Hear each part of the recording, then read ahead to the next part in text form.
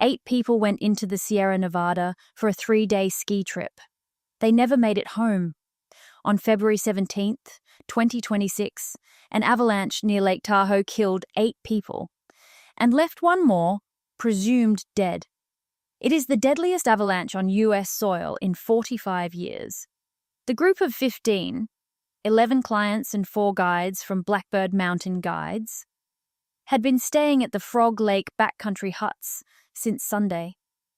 It was the final morning of the trip. They were heading back to the trailhead when at approximately 11:30 in the morning, a football field-sized slab of snow broke loose. North-facing slope, 8,200 feet elevation. Half a mile from where they had slept the night before, one member of the group shouted, "Avalanche!" The snow moved faster. Here's where the story gets more complicated.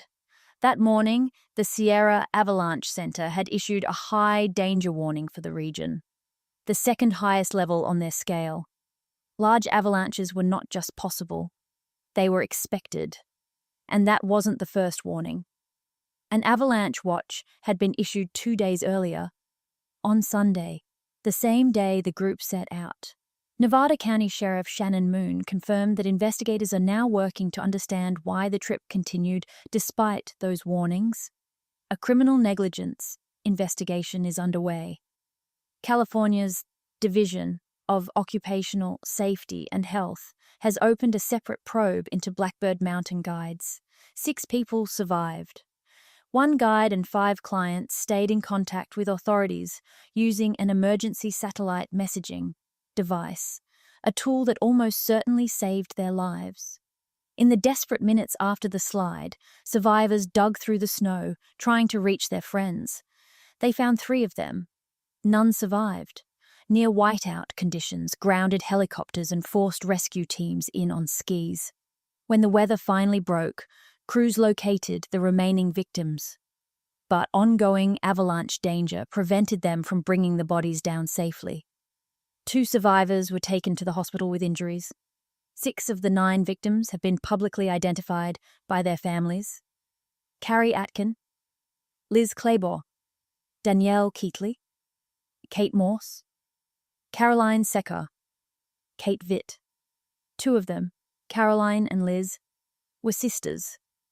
The 6 friends lived across the Bay Area, Idaho, and the Truckee Tahoe region. They had planned this trip together.